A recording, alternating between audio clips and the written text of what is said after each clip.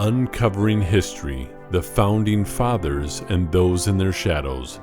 Part 12, The Marquis de Lafayette.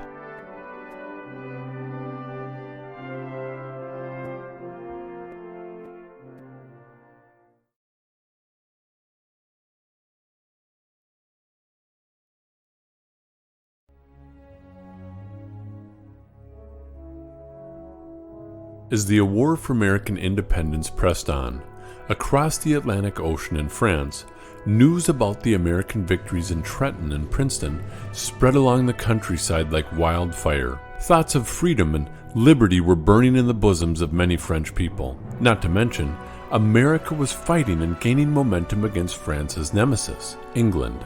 Britain and France had a long history of animosity, fighting several wars against one another. These bitter rivals fought regularly, with the French ending up on the losing side of the wars.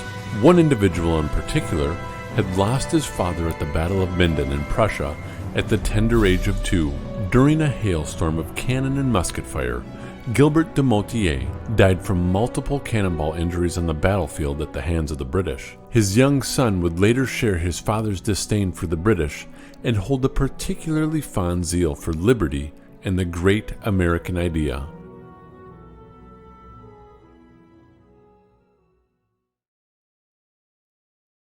Marie-Joseph Paul-Yves Roche, Gilbert de Motier, Marquis de Lafayette, was born in the year 1757 to one of the oldest, wealthiest, and most prominent families in all of France. Sadly for Lafayette, like many others in his day, death visited families on a regular basis. By the age of 12, Lafayette was officially an orphan. Having already lost his father to war at the age of 2, the now adolescent Lafayette's mother and grandfather both passed away in the same year. However, having been raised in a family that was extremely prominent and wealthy, Lafayette was not left poor. After the passing of his mother, he inherited a substantial amount of wealth that would take care of him for the remainder of his life, earning the modern equivalent of $1.5 million a year.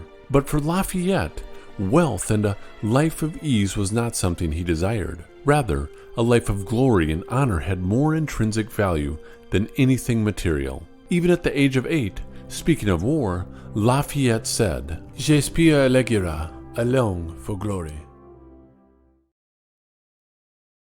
As the young boy turned 14, Lafayette would choose a career serving in the military like that of his late father, and by 1771, Lafayette entered the ranks of the Royal Army to serve his country that he so dearly loved. However, being a man of such wealth and prestige, marriage and the carrying on of one's name was of equal importance. So 2 years later, at the age of 16, young Lafayette was married to the most beautiful and lovely woman he could have ever conceived, Adrienne de Nouilles.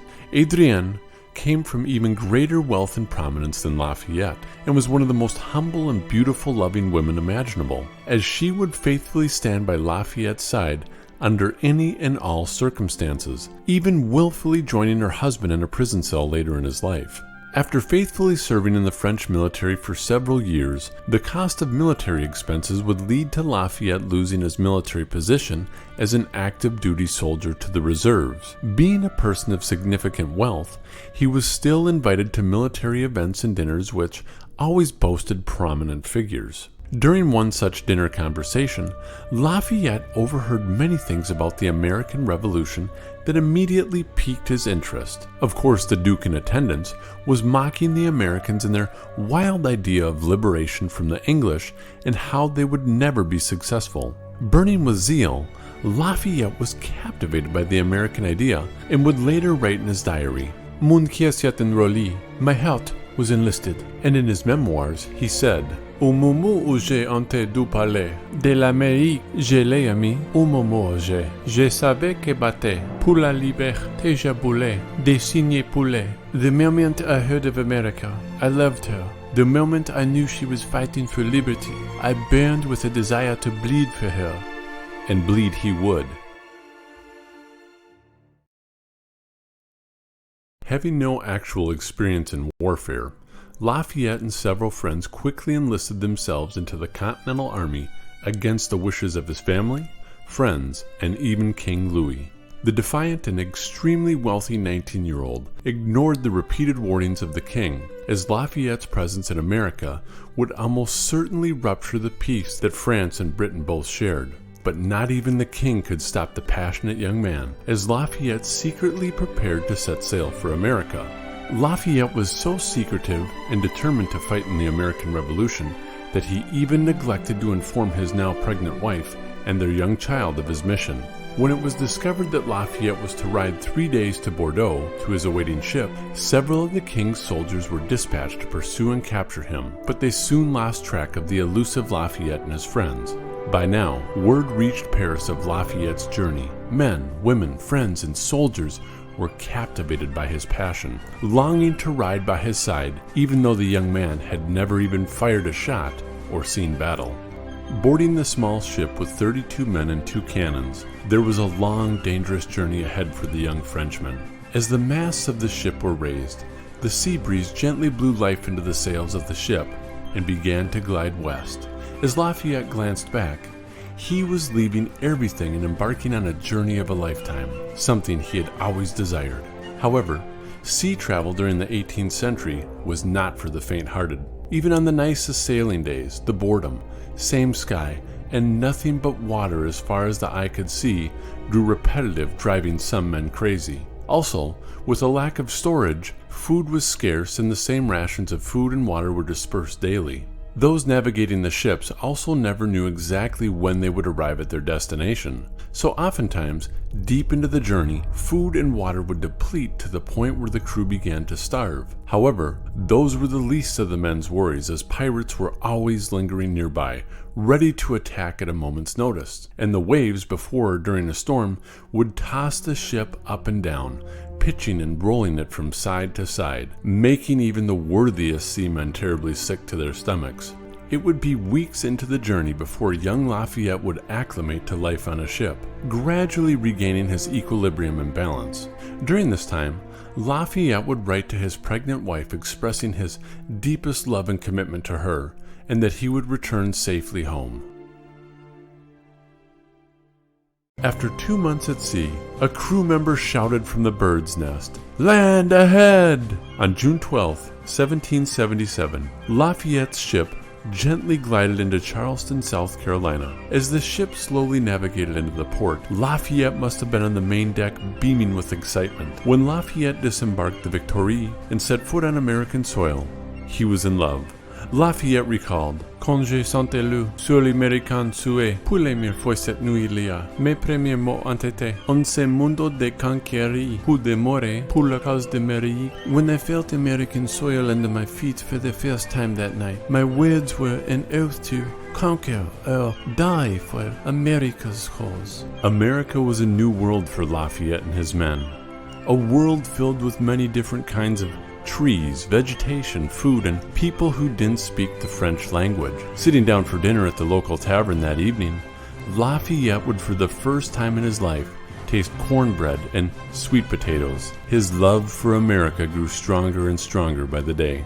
As the young Lafayette and his men began to head north some 700 miles to Philadelphia, they would experience many unpleasantries. Starting off on horseback, the men went through sand, swamps, and thick woods before their horses grew so fatigued they were forced to travel by foot. Upon arriving in a small town, one of Lafayette's officers said, "Nous sommes arrivés à la recherche de mon Dion Brigillon." We arrived looking like beggars and brigands. Lafayette and his men were even mocked by the locals, but Lafayette would not be deterred, as the determined young man pressed on with his men. Lafayette wrote, "Plus j'avance vers le nord, mieux je suis content avec les pays et habitants. The further north I advance, the better pleased I am with the country and its people."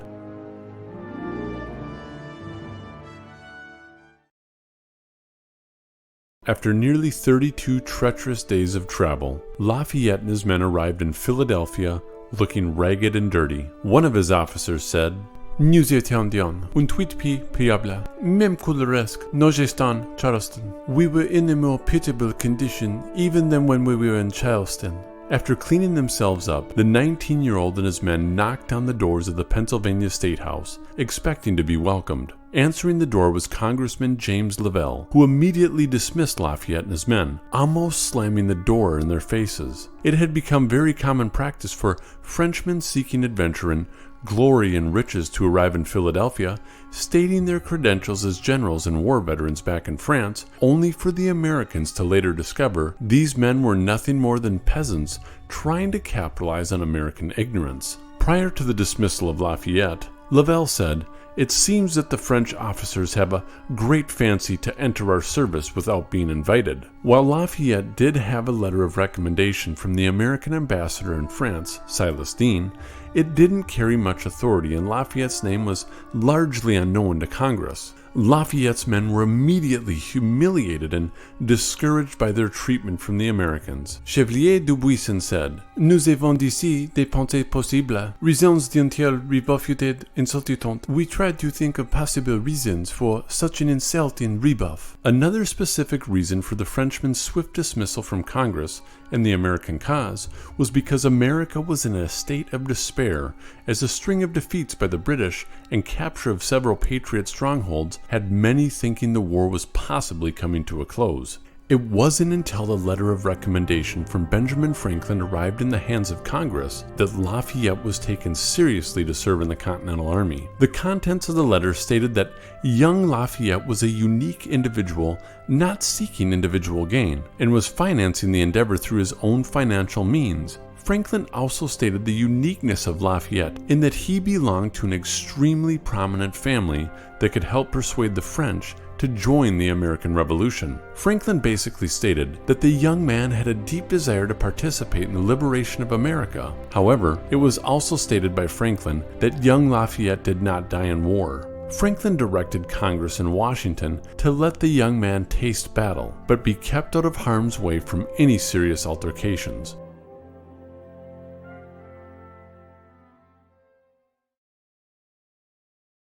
While New York was originally the single most strategic city for the rebels to hold, it had since been lost decisively. Philadelphia was now acting as the capital city with which the Americans desperately needed to hold.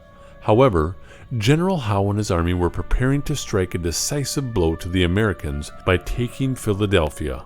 And on August 4th, Howe's fleet was spotted off the Capes of Delaware. Washington rushed to Philadelphia for an emergency meeting with Congress to make preparations. It was here, at a dinner for Washington and his aides, where the young Lafayette caught the first glimpse of Washington.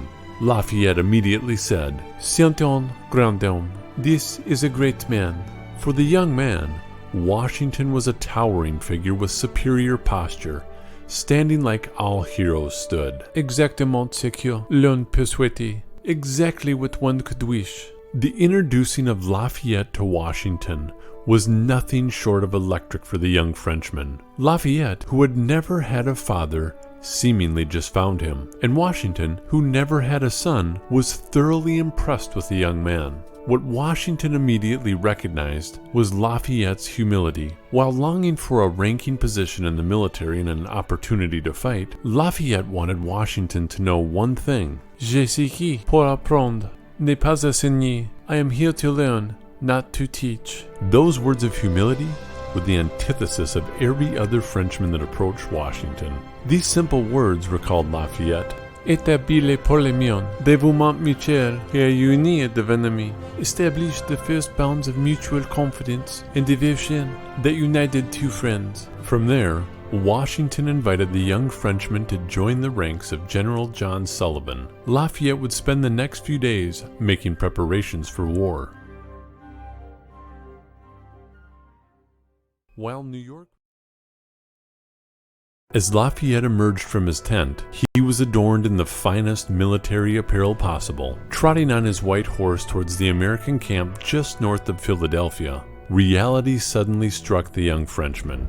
Upon arrival in camp, Lafayette recalled, "11 millions, mes amis, et encore pire vêtements, a présenté un strange spectacle. Le vêtement était antique, décoloré, et beaucoup impressionnant. About 11,000 men, ill-armed and still worse clothed, presented a strange spectacle. Their clothes were motley looking, discolored, and many were almost naked. Washington looked at Lafayette, who seemed perplexed with a look of displeasure on his face at the ragtag bunch of men, and said, "I suppose we ought to be embarrassed to show ourselves to a French officer who has just left his forces. In France, the soldiers donned fabulous uniforms, but America was different. These were young boys, storekeepers, book salesmen, farmers, wig makers, and old men fighting with little more than the clothes on their backs for liberty and freedom, to which Lafayette would soon learn to appreciate more." On August 21, 1777, Washington invited Lafayette to attend a meeting with his top aides regarding the impending British assault that would likely soon take place. In attendance were Washington's top generals, Henry Knox, Nathanael Greene, Lord Alexander Sterling, John Sullivan, Alexander Hamilton, and several others. Lafayette, barely knowing the English language, did not engage in the conversation, but was extremely attentive. Suddenly, a galloping horse could be heard approaching the house. A courier began pounding on the door of the home with an urgent message from John Hancock. Howe and the British had pivoted their fleet northward and were heading straight for Chesapeake Bay.